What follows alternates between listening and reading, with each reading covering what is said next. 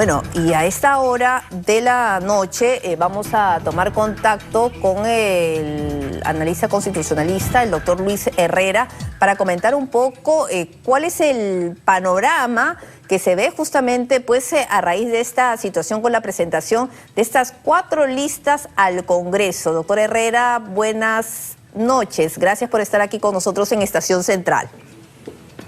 Buenas noches, gracias por la invitación. Y Solo una precisión.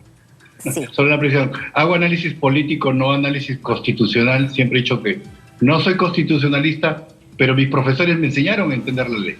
Perfecto, perfecto. Gracias por la aclaración. Y doctor Herrera, para comentar un poco y hacer este análisis, que es tan importante para entender algo que creo que pocos pensaron que iba a suceder una situación similar, la presentación de estas 4 listas en medio de esta coyuntura tan difícil que estamos viviendo, cuando se requería que el Parlamento recuperara esta credibilidad perdida entre la ciudadanía. Efectivamente, ¿no? El escenario en el que nos encontramos es el peor de los escenarios. Acredito una vez más el porqué del desprestigio que tiene el Congreso de la República entre la población, porque mientras que el ciudadano de a pie está preocupado hoy día en solucionar su día a día económico, en superar los problemas de precios, las subidas de precios y todos los problemas que tenemos, el Congreso, en vez de mostrar una unidad que logre buscar una mesa directiva que contrapese al Ejecutivo, lo vemos pues completamente fraccionado, y lo peor de todo es que lo vemos fraccionado ni siquiera por cuestiones ideológicas, lo vemos fraccionado por intereses estrictamente subalternos. Subalternos. O sea, cuando dicen, por ejemplo, que el Perú está de fiesta, yo diría, ¿qué fiesta? Al contrario, creo que el Perú está de luto, porque realmente tener un poder del Estado como el poder legislativo, con este nivel de desencuentro, con este nivel de falta de empatía con la crisis que pasa hoy día el ciudadano a pie, realmente es lamentable. Ahora, fragmentado el Congreso, creo que siempre ha estado, hemos visto, no solamente durante este primer año, sino durante los años anteriores, el tema del transfugismo, de que son elegidos por un partido político y pasan a otro, las renuncias, son cosas que ya como que el ciudadano de pie está acostumbrado de su Congreso, lamentablemente, y es por eso que tiene pues una desaprobación de casi el 80% en estos momentos, ganándole incluso al presidente de la República. Pero en estos momentos, y por eso le preguntaba al inicio, en estos momentos en que se necesita que nuestro Parlamento recupere esa credibilidad, recupere esa confianza en la clase política que ya pocos peruanos tienen. Lo que pasa es que es muy difícil esa tarea, porque los últimos 30 años nosotros ya no tenemos pues partidos políticos unificados en torno a una idea de país, a una visión de país. Lo que tenemos son partidos políticos, en primer lugar, de tipo familiar, que se han vuelto clubes, ¿no? Tenemos partidos políticos que se estructuran para jornadas electorales y que acumulan candidatos en función a sus aportes de campaña y que luego llevan a estos candidatos electos al Congreso, y sucede lo que estamos viendo. O sea, no hay ningún tipo de afinidad dentro de la bancada y finalmente cada uno va por el lado que mejor le conviene según su propio interés. Entonces, bajo ese perfil es imposible pretender conseguir un Congreso que logre uniones, que logre niveles de negociación pensando en el beneficio del país. Esa es la desgracia que tiene el sistema político peruano actualmente. Por un lado, el Congreso tal cual usted lo ha descrito, y por otro lado tenemos al presidente de la República completamente debilitado, ahogado en medio de todas estas investigaciones preliminares que ha iniciado la propia Fiscal de la Nación 4, además de la que ya tiene en otra fiscalía en el caso de la falsificación o el plagio de su tesis para su respectiva maestría. ¿Qué espera el peruano? ¿Qué puede esperar el ciudadano de a pie para los próximos meses? La verdad que la situación es bastante crítica. ¿Por qué? Porque el modelo constitucional, y aquí sí remitámonos específicamente a la Constitución del 93, señaló bien claro que había que darle estabilidad a los gobiernos. Y para darle estabilidad a los gobiernos, la figura presidencial solamente podía ser acusada por un conjunto de delitos muy específicos, 4 como por delitos. ejemplo traición a la patria, ¿no? O impedir las elecciones.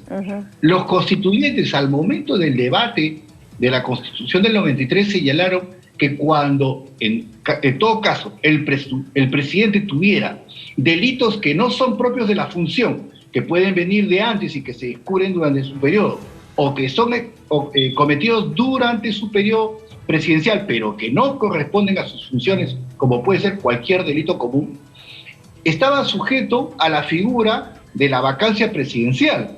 Lo que sucede es que los autores de la Constitución del 93, cuando debaten esta figura, lo que creo que no tomaron en consideración o no pensó nadie, es que íbamos a tener al frente un Congreso de las condiciones que tenemos actualmente, es decir, un Congreso sin identidad política, un Congreso fragmentado, un Congreso cruzado por intereses individuales. Eso es lo que está llevando la situación al nivel de desastre que estamos viendo actualmente, ¿no? Y justamente por eso vemos confiado al presidente de la República, a pesar de todas estas investigaciones preliminares que tiene que afrontar. En medio, pues, de este Congreso que usted señala, pero le preguntaba sobre qué se espera para los próximos meses, porque hay quienes señalan que el camino podría ser el tema del juicio político, pero algo complicado con este Congreso y parlamentarios que tenemos.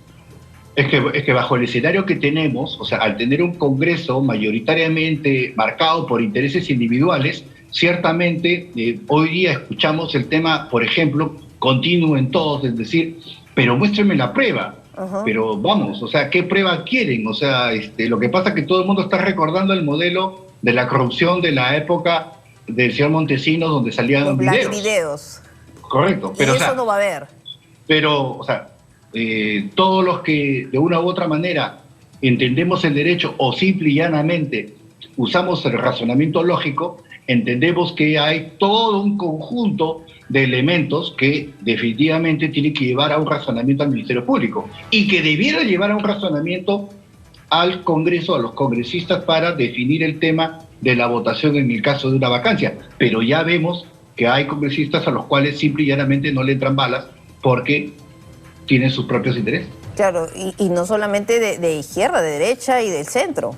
Así es, por supuesto, es que justamente al no haber, pues, en los partidos lineamientos políticos, porque como ya vemos, lo que tenemos son partidos políticos familiares, clubes, entonces lo que tenemos son intereses personales. O sea, acá hay personas que llegan con la nomenclatura de que llegan con un partido de derecha y terminan en una lista izquierda, ¿no? Entonces, no hay pues ese tipo de definiciones, y al no existir ese tipo de definiciones ideológicas, ese tipo de posiciones, lo que nuevamente llegamos es al tema de intereses individuales. Entonces, lo que se viene, como usted bien señala, es una situación cada día más crítica, lamentablemente, donde tanto el Poder Ejecutivo como el Legislativo entra en o sea, ya está en un proceso de descrédito que va a llegar a niveles insospechados, y realmente el escenario es bastante oscuro. Y en este ajedrez, ¿qué juego tiene la población, el ciudadano de pie? Es que como en todo modelo político, el ciudadano de pie lo que tiene es el juego de la calle, es de hacer sentir su reclamo ante determinadas situaciones. Es la única manera de poder contrapesar la inacción de parte de los poderes políticos. ¿Y qué se espera del mensaje presidencial del 28? Mire, vamos a decir, haciendo un análisis político equilibrado, se esperaría, vamos a decir, el intento del Poder Ejecutivo de un mensaje político equilibrado, primero que escriba una visión de qué espera lograr en el Perú en los próximos 4 años. No olvidemos que en este primer año de gobierno no se han logrado implementar políticas, no hay resultados y por tanto compromete el futuro. Por el contrario, los indicadores de gestión van en detrimento. Entonces, tendría que ser un mensaje primero que describa una visión de corto plazo, qué es lo que espera conseguir del Perú en los próximos 4 años. ¿Hacia dónde ir? Así es, o sea, por ejemplo, que plantee un objetivo concreto. El objetivo para los próximos 4 años es que el PBI crezca de 2 a 3 y que llegue a 4%. Es un objetivo económico claro. Que diga que, por ejemplo, el gran reto del gobierno es bajar la tasa de pobreza del 26% a que regrese a los niveles prepandemia. Es un objetivo medible. O sea, situaciones que puedan ser, donde puede haber seguimiento y monitoreo del cumplimiento de los objetivos y donde los sectores involucrados realmente realicen acciones concretas, ¿no? Hace muy poco discutíamos, por ejemplo, en el caso del sector interior, cuando se plantea de que hacer seguridad ciudadana es hacer operativos policiales, cuando bien sabemos que cuando se hace un operativo en un distrito, la delincuencia se muda a otro distrito. Y cuando se va al otro distrito, se muda a la vez a otro distrito. O sea, esas son acciones que realmente no atacan el fondo del problema y son solamente acciones numéricas que simplemente sirven para cumplir. Y bueno, Entonces, nos hemos dado cuenta, haciendo un paréntesis ahí, nos hemos dado cuenta que no había un plan, porque lo que lo están acusando al exministro del Interior, Mariano González, es que no tenía un plan, que presentó un plan de 5 horas, de 5 páginas. ¿Qué significa eso? ¿Que no tenían un plan, no hay una política ya establecida? ¿O cada ministro, imagínense, 7 ministros en esa cartera tan importante, tiene que ir con su plan bajo el brazo? Imagínense, pues eso significa pues entonces que no hay una comprensión de lo que es la gestión pública a nivel macro. O sea, si desde la presidencia del Consejo de Ministros no hay una comprensión de lo que es la gestión, ¿qué comprensión va a haber pues de la gestión a nivel de los sectores? Por eso el discurso tiene que establecer esa visión, esos objetivos para poder dar tranquilidad. O sea, la gestión pública tiene que sentirse que comienza a moverse en rumbo a algo.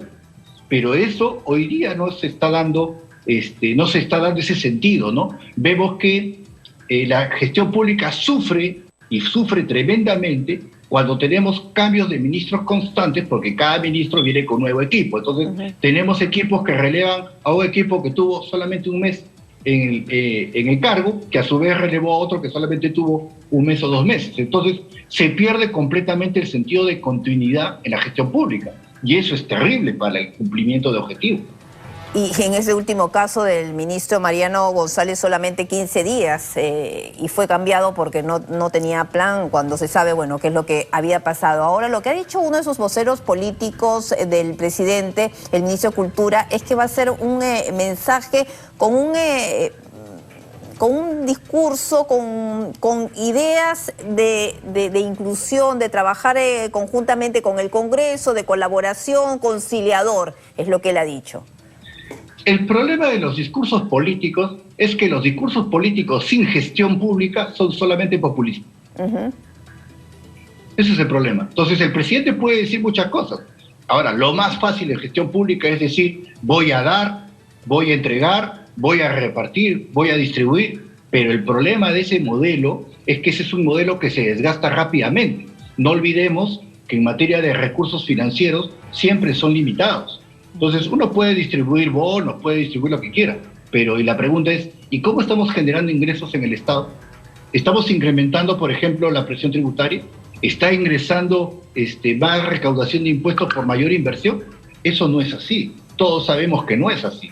Entonces, a la larga, lo que estamos haciendo es comiéndonos el soporte financiero del Estado. Y sobre el tema de la lucha contra la corrupción, que tiene que ser un eje principal de este mensaje, ¿se espera algo? Pero a ver, eso debería ser lo principal. No olvidemos que según todas las encuestas, la corrupción es la principal preocupación en la sociedad peruana. Y en segundo lugar, la delincuencia. Entonces, en materia de corrupción, y hoy día que estamos, vamos a decir, en esta tensión social por producto de la espera de las famosas capturas de personas que están huidas de la ley y que tienen que ver directamente con el eje central del poder, pone en cuestión pues todo el tema de la lucha contra la corrupción. Porque si no hay confianza que el nivel más alto del Ejecutivo está luchando realmente contra la corrupción, ¿qué podemos esperar de los niveles intermedios y de los niveles bajos? ¿Refrescará el gabinete de cara a 28? Mire, yo creo que lo que el presidente debiera hacer es refrescar el gabinete con un gabinete que realmente haga gestión. O sea, un gabinete que solamente se dedique a ir a dar promesas y a decir que va a hacer tal o cual cosa o que va a distribuir tal o cual cosa, pero que no haga gestión y no cree, entonces no está avanzando. Al contrario, como digo, en materia de gestión pública nos estamos comiendo el futuro del país. Bueno, perfecto. Muchísimas gracias, doctor Herrera, por la entrevista. Gracias a usted. Ya lo voy a presentar la próxima vez bien, analista político. Muchísimas gracias. Nos vamos a una pausa.